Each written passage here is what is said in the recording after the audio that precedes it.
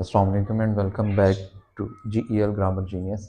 आज की इस वीडियो में हम लोग मैट्रिक के एक और जो टॉपिक है 9th 10th का कंबाइन, यहाँ से हमारे पास जो ट्रांसलेशन होगी वो 9th क्लास की होगी। इससे पहले जो है वो 10th क्लास, 9th और 10th राउंड अबाउट मिक्स ही होती है, ऑलमोस्ट मिक्सअप ही होती है। तो पहले हम लोग डिस्कस करेंगे काइंड्स ऑफ नाउन को, उसके बाद हम लोग इसकी एग्जाम्पल को देखेंगे। उसके बाद 10th में एक हमारे पास टॉपिक है ट्रांजिटिव एंड इनट्रांजिटिव वर्ब, उसको हम देखेंगे, उसकी एग्जांपल्स को हम लोग देखेंगे। उसके बाद हमारे पास है नेक्स्ट टॉपिक मॉडल्स, ये 9th 10th दोनों में होता है।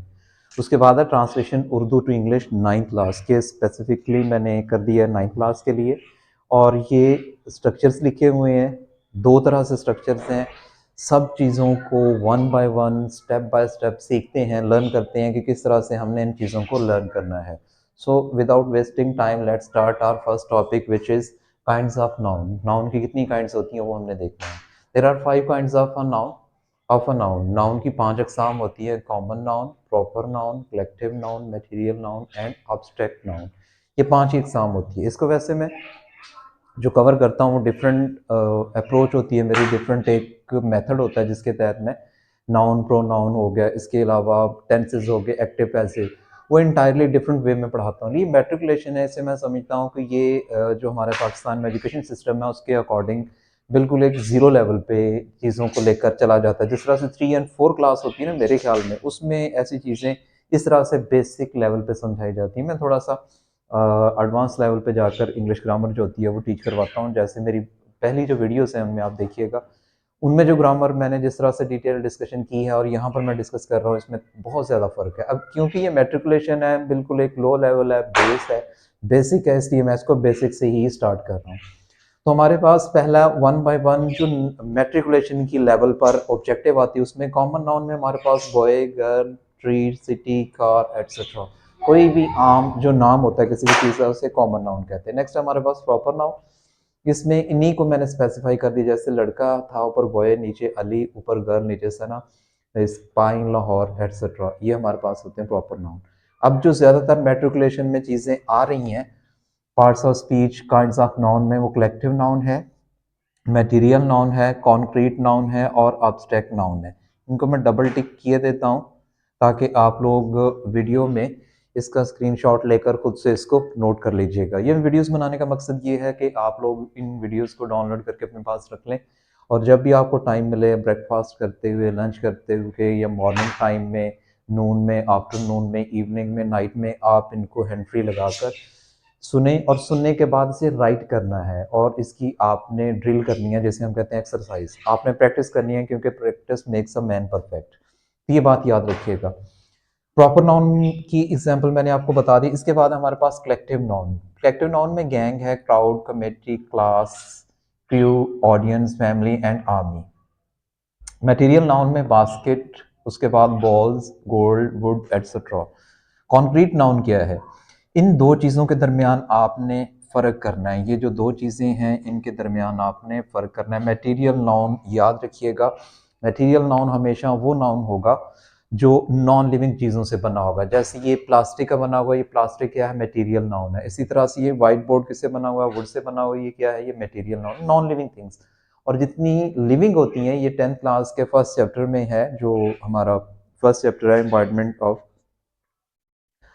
ये उस चैप्टर में से लिया गया है। फर्स्ट चैप्टर है जिसमें कॉन्क्रीट नाउन, कॉन्क्रीट को उसने लिविंग के साथ, जैसे बाप और बेटा, ठीक है, भाई बहन, माँ और बेटी, उस तरह से एग्जाम्पल कॉन्क्रीट नाउन में उसने डिफ्रेंशिएट किया है, उसमें डिफरेंस बताया है, distinction between concrete noun and material noun. तो इन दो नाउन्स को 10th क्लास स्पेशली, मैंने 10th क्लास के लिए स्पेसिफिकली कह रहा हूँ कि ये दोनों को अलग अलग करना। अब देखें, father, son, mother, daughter etcetera. Abstract noun ऐसे नाउन जो हमें नज़र नहीं आते, जिनको हम फील करते हैं, ना हम देख सकते हैं ना हम छू सकते हैं। वी कैन नॉट टच और सी बट ओनली फील। जैसे हम कहते हैं कि मेरे सर में पेन हो रहा है, तो पेन की कौन सा नाउन है? अब्स्ट्रैक्ट नाउन है, क्योंकि हम जस्ट फील कर सकते हैं, उसे देख नहीं सकते और टच भी नहीं कर सकते। तो इसी तरह से स्मेल है, ऑनेस्टी है, ब्रेवरी है, जस्टिस है, उसके बाद ट्रूथफुलनेस है एटसेट्रा। ये सारे के सारे कौन से नाउन? एब्स्ट्रैक्ट। अब ये बोर्ड में कैसे आएंगे? बोर्ड के पेपर्स में ऐसे मैंने कुछ एग्जाम्पल यहाँ पर मेंशन की हुई हैं, जैसे Lahore is a dash noun. Lahore को अंडरलाइन किया होगा, नीचे ऑप्शन दिए होंगे कि ये कौन सा नाउन है, कॉमन है, कलेक्टिव है, मटेरियल है, प्रॉपर है। आपको पता लाहौर एक प्रॉपर नाउन है, किसी खास चीज का नाम है, तो आप इसे क्या मेंशन करेंगे वहां पर कि ये एक प्रॉपर नाउन है। इसी तरह से कहता है crowd is a noun, proper है, कलेक्टिव है, एब्स्ट्रैक्ट है, कॉमन है। आपको पता है क्राउड हमने कहाँ पर एग्जाम्पल लिखी थी, यहाँ पे कलेक्टिव नाउन में, ठीक है।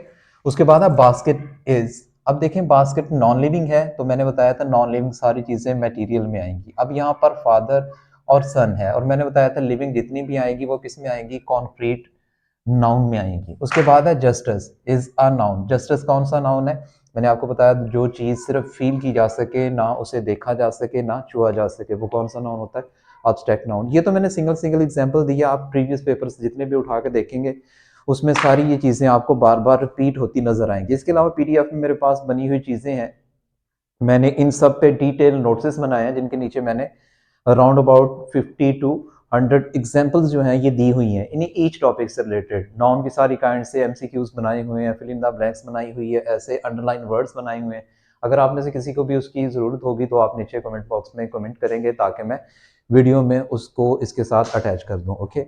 उसके बाद हमारे पास है नेक्स्ट टॉपिक जो है हमारे पास, वो है ट्रांजिटिव एंड इनट्रांजिटिव वर्ब। ये दो तरह के वर्ब होते हैं, एक होते हैं ट्रांजिटिव वर्ब, एक होते हैं इनट्रांजिटिव वर्ब। अब ये वर्ब बेसिकली होता दो तरह का है। एक ऐसा वर्ब होता है जो ऑब्जेक्ट लेता है, ऑब्जेक्ट टेकर वर्ब। कुछ ऐसे वर्ब्स होते हैं जिनके साथ ऑब्जेक्ट लाजमी आता है, लेकिन कुछ ऐसे भी होते हैं जो नन ऑब्जेक्ट टेकर, जो अपने साथ ऑब्जेक्ट नहीं लेते। नीचे मैंने देखें द सन शाइन्स ब्राइटली। अब देखें द सन क्या है हमारे पास, सब्जेक्ट है, शाइन ब्राइटली क्या है, वर्ब है। इसका मतलब है इसमें ऑब्जेक्ट नहीं है, तो जिसमें ऑब्जेक्ट नहीं होगा वो किस तरह का वर्ब होगा, T stand for transitive, V stand for verb, transitive verb. I here, अब इसमें आई क्या है, सब्जेक्ट है, हेयर क्या है हमारे पास, वर्ब है, नॉइज क्या है, ऑब्जेक्ट है। और जिनमें ऑब्जेक्ट होता है, ऑब्जेक्ट टेकर वर्ब, उन्हें क्या कहा जाता है, ट्रांजिटिव वर्ब। सॉरी, ये इंट्रांजिटिव वर्ब है जिनमें ना हो, और जिनमें होगा वो ट्रांजिटिव वर्ब होगा। इसी तरह से बर्ड्स फ्लाई, बर्ड्स क्या है, सब्जेक्ट है, फ्लाई क्या है, वर्ब है। इसका मतलब है ये इंट्रांजिटिव वर्ब है, क्योंकि इसमें ऑब्जेक्ट नहीं है। इसी तरह से देखें she reads a book, she subject, reads हमारे पास वर्ब हो गया, बुक क्या हो गया, ऑब्जेक्ट। इसका मतलब है ये कौन सा वर्ब है, ट्रांजिटिव वर्ब है। इसके बाद है शी ईट्स, शी सब्जेक्ट है, ईट्स क्या है, वर्ब है। तो इसका मतलब है कि इसमें ऑब्जेक्ट नहीं है, कौन सा वर्ब है, intransitive verb. I V stand for intransitive verb and T V stand for transitive verb. तो ये आपने याद रखना है कि जिन सेंटेंसेस में ऑब्जेक्ट दिया होगा, सब्जेक्ट भी है, वर्ब भी है, ऑब्जेक्ट भी है, उनको आपने कहना है वो ट्रांजिटिव वर्ब हैं। और ऐसे सेंटेंसेस जिनमें ऑब्जेक्ट नहीं है उनको आपने क्या कहना है, इंट्रांजिटिव वर्ब हैं। यहाँ पर मैंने दो चार एग्जाम्पल्स जो थी उनको एक्सप्लेन किया है, या उसको एक्सप्लेन करने की कोशिश की है, आप इसे खुद से प्रैक्टिस करोगे। अब हमारे पास है नेक्स्ट जो टॉपिक है हमारे पास, वो है मॉडल्स का। ये जो मॉडल्स होते हैं ये 10 होते हैं बेसिकली। कौन कौन से, will, shall, can, may, would, should, could, must, might और टू, ये हमारे पास 10 होते हैं modals. Can you swim, can को अंडरलाइन किया होगा, नीचे दिया होगा कि ये कौन सा वर्ब है, उर्दू टू इंग्लिश, और ये स्पेसिफाई किया है मैंने 9th क्लास के लिए। 9th क्लास के ऐसे स्टूडेंट्स इनकी बेस बिल्कुल वीक है, उनके लिए ट्रांसलेशन है उर्दू टू इंग्लिश, हम लोग किस तरह से करेंगे। अच्छा, ये मैंने दो पार्ट्स में से डिवाइड किया है। पार्ट से मुराद एक ऐसा जो कि एडवांस लेवल पे है, ये वाला जो हमारे पास होगा वो होगा एडवांस लेवल पे। जिन स्टूडेंट्स की बेस पहले से स्ट्रॉन्ग है वो इनको फॉलो करेंगे, इन स्ट्रक्चर्स को, क्योंकि ये स्ट्रक्चर्स ऐसे हैं जिन लोगों को पहले ग्रामर की अच्छी सूझबूझ है या समझ है वो इसको अंडरस्टैंड करेंगे। जैसे सब्जेक्ट है first form of verb plus S और ई एस, ऑब्जेक्ट है, नेगेटिव में हम सब्जेक्ट यूज करते हैं do, does plus not plus first form of verb. उसके बाद अगर हमें इंटेरोगेटिव बनाना पड़े तो डू डज स्टार्ट में आता है, subject, first form of verb, object और क्वेश्चन मार्क। ये तीन ऐसे स्ट्रक्चर्स हैं जो कि मोस्टली बुक्स में दिए होते हैं, लेकिन आप पूरी पंजाब टेक्स्ट बुक बोर्ड वाली जो ग्रामर है उसको सर्च कीजिएगा, एक्सप्लोर करेंगे आप, तो आपको पता चलेगा कि इन तीन स्ट्रक्चर से मैक्सिमम एक या दो सेंटेंस आपके सॉल्व होंगे, बाकी थ्री जो स्ट्रक्चर्स मैंने नीचे लिखे हुए हैं इनसे सॉल्व होंगे। वो कौन से, जैसे इंटेरोगेटिव नेगेटिव है, सवालिया मनफी, उसमें डू डज हम यूज करते हैं subject plus not first form of verb. उसके बाद है डबल सवालिया जिसमें हम W H do does plus subject plus first form of verb plus object use होता है। इसके बाद डब्ल्यू एच इंटेरोगेटिव नेगेटिव जिसे हम कहते हैं डबल सवालिया मनफी, उसमें डब्ल्यू एच आता है, डू डज आता है, subject not plus first form of verb. ये तो बात होगी ऐसे स्टूडेंट्स इनकी बेस स्ट्रॉन्ग है जो एडवांस लेवल पे ग्रामर को लर्न कर सकते हैं। अब जो नेक्स्ट पोर्शन है यहाँ पर लास्ट में मैंने लिखा हुआ है वो वीक स्टूडेंट्स, ऐसे स्टूडेंट्स जिनकी ग्रामर बहुत ज्यादा ना वीक है वो इसको लर्न करेंगे। वो किस तरह से लर्न करेंगे, ये लास्ट हमारा जो पार्ट मैंने व्हाइट बोर्ड का उन स्टूडेंट्स के लिए रखा हुआ है कि ऐसे स्टूडेंट जिनको बिल्कुल भी कुछ भी नहीं आता वो इस चीज को माइंड में रखेंगे कि ही शी इट और नेम, वो अगर आपके पास सेंटेंस में उधर फर्स्ट फॉर्म प्लस एस या ई एस यूज करना और ऑब्जेक्ट। यहाँ पर एक बात जो आपने नोट करनी है वो ये होगी कि ऐसे वर्ब्स जिनके एंड में मैंने लिखा हुआ जिन वर्ब्स के आखिर में, ये आपने इसका स्क्रीनशॉट ले लें या वैसे इसको जूम करके अपने पास नोटबुक पे लिख लेना, double S S H C H O और एक्स। अगर किसी भी वर्ब के एंड में अगर कोई भी वर्ब आपका इन पर एंड होगा तो आप उसके साथ ई एस ऐड करेंगे, अगर ये नहीं मिलेंगे आप तो ओनली वहां पर एस ऐड कर देंगे। ठीक है, यहाँ पर ही शी इट मैंने एग्जांपल आपको बता दी है कि ही शी इट और कोई भी जो नेम होता है सिंगुलर उसके साथ हम एस या ई एस लगाते हैं, और ये भी मैंने क्लियर कर दिया है कि एस किसके साथ आएगा और ई एस किसके साथ आएगा। इसके बाद हमारे पास आ जाता है, ये तो हो गया सिंपल, अगर हमारे पास आई वी यू और दे हो तो इसके साथ हमने just first form of verb use करनी है। इन दोनों में ये दोनों सिंपल है, ही शी इट हो तो एस ई एस वाली फॉर्म आएगी, और अगर आई वी यू दे हो तो इसके साथ only first form of verb आएगी।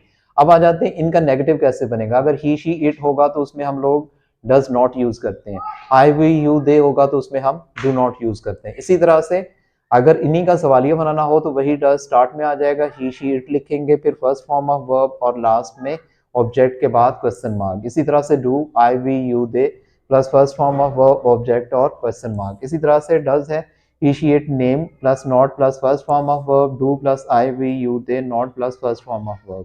उसके बाद है डबल इंटेरोगेटिव जिसमें हम डब्ल्यू एच यूज करेंगे, डज वाले में डज यूज करेंगे, he she it name first form of verb, और उसके बाद डब्ल्यू एच वाले में do I we you they और फर्स्ट फॉर्म ऑफ वर्ब के साथ ऑब्जेक्ट। यहाँ पर ऐसा प्रैक्टिस के लिए मैंने आपकी पंजाब की जो टेक्स्ट बुक थी उसमें से 6 एग्जाम्पल ली हैं, जिनमें से 2 सिंपल हैं, 2 हमारे पास नेगेटिव हैं और 2 इंटेरोगेटिव हैं। फर्स्ट हमारे पास है, मैं अपने भाई से प्यार करता हूँ, सूरज मगरिब में गरूब होता है, सूरज जमीन के गिर्द चक्कर नहीं लगाता है, हम किसी को ख्वाह मख्वाह तंग नहीं करते हैं, पहाड़ों पर किस मौसम में बर्फबारी होती है, ये तलबा वक्त को क्यों ज़ाया करते हैं। तो ये सेंटेंसेस हैं जो मैंने आपकी पंजाब टेक्स्ट बुक बोर्ड से उठाए हैं।